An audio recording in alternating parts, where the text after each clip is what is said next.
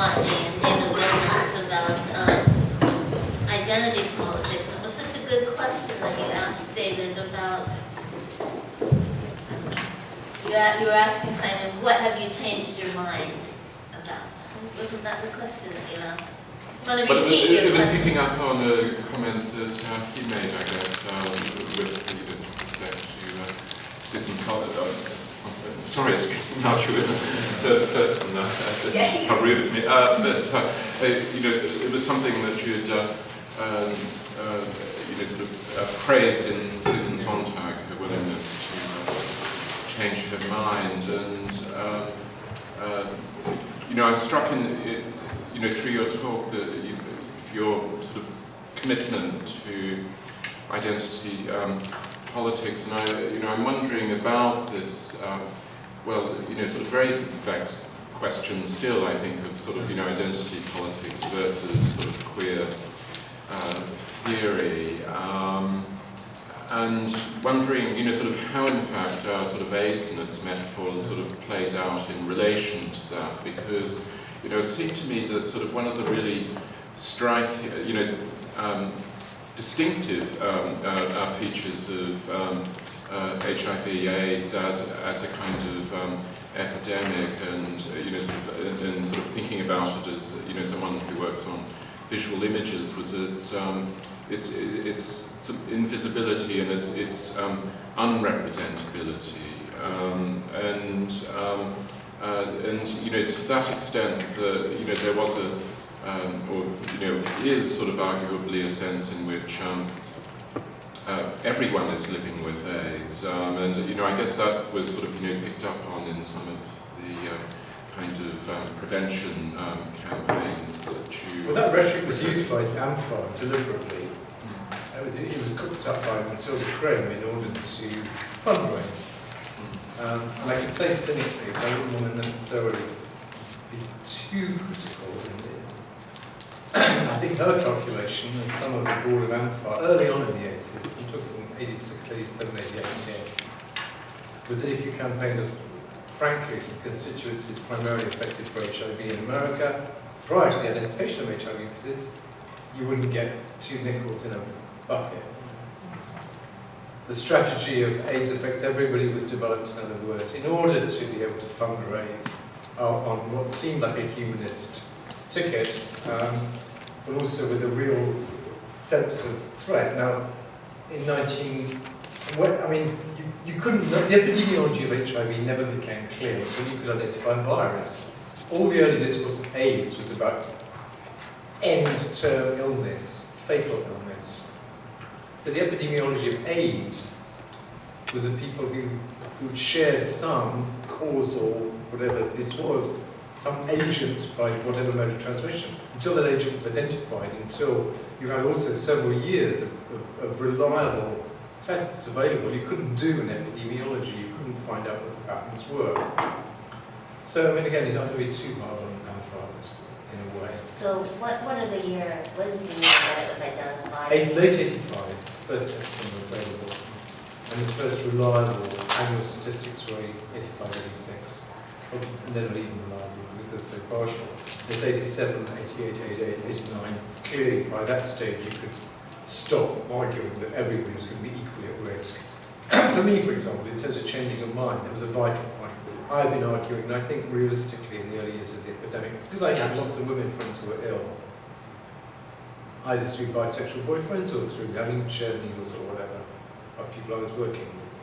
I wasn't going to hear it, that women weren't getting AIDS. Of course women weren't getting AIDS. People I knew and liked very much and admired were getting sick and dying. By 1988-89, it was perfectly clear that in the developed world, heterosexual transmission was inefficient. For whatever reason we didn't know. And still, frankly, to this day, it's one of the mysteries of the epidemic. Why heterosexual transmission is so efficient in Africa and in African populations outside Africa, including here in Manchester, but not amongst other constituencies on the whole. So, that was the first time I really publicly changed my mind in a big way in terms of trying to get resources. How do you get resources in a crisis? I'm a kind of practical sort of person in that sense. I was trying to fund campaigns. points and get targeted work to where it was needed. So that for me was an example of a big gear shift. Yeah, it's perfectly right to say AIDS is a gay disease, whatever fatuous that may sound, because gay men were 90% of cases at that particular moment in time in most parts of the developed world, and still are, frankly, apart from other issues. Once you introduce needle exchanges, you can see the rate of transmission dropping on a graph which is as dramatic as a graph can possibly be. Going back to the identity politics issue, I can't say that I really have to spin completely on the terrain of queer theory. It's not my pitch in that sense. I'm not a philosopher. I absolutely would stress I'm not a philosopher. I read Plato as a schoolboy, but I've never read Hegel.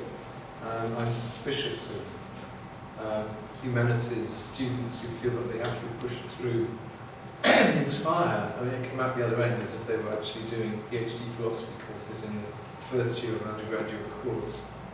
I think we expect far too much of people in terms of theory, or did at one stage. Perhaps we expect too little these days. Maybe the reverse is the case. I'm not the best person to answer that question because as I said at the beginning, I'm an art school teacher, teaching people who are in a different curriculum on the whole. But I think one could, to give an anecdote, when Eve Sedgwick died, I went to a memorial meeting at Imperial College, and a lot of the great and the good of queer theory were there. I won't name names, but it was, oh God, it was an awful event. It was unspeakably dreadful, I thought. Affect.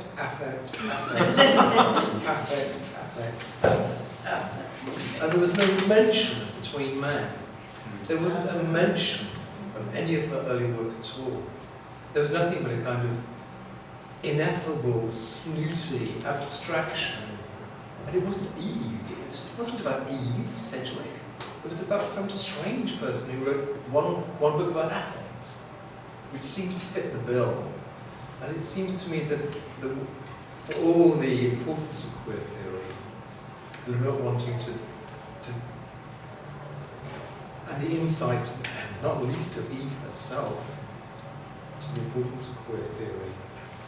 The idea that everything to do with sexual object choice is somehow a complete matter of voluntary choice, over which we exercise infinite control of mobility, is an absurdity, a ludicrous absurdity, and a political absurdity as well, because it means there's no agency at all. It doesn't describe the world as it is. It's some imaginary world that I don't understand and don't at all. I don't understand it. But just to go back to this sort of question of empathy, which is it's not completely abstract in as far as it's sort of the basis of I guess a sort of caring attitude towards other. Doesn't that sort of first of all require the capacity to sort of imaginatively put oneself in someone else's place, and doesn't a sort of us and them kind of politics sort of militate against that? I don't think identity politics is necessary. I mean, if one goes back to, again, Stuart Hall, I think is the key figure here in his theorising of the narrative of the emergence of the initial black identity politics in this country, Caribbean politics, who's black and who's not black, moving into more a criticism of the exclusivity of that position. Stages of the emergence of black identity politics certainly has an analogy in the women's movement and in lesbian and gay politics. But I don't think, at the end of the day, one lets go entirely of the original categories because one's a queer theorist. Otherwise, one's left with nothing. Just an abstraction. Sexuality as a queerness, as a potential in all human beings to be anything we want.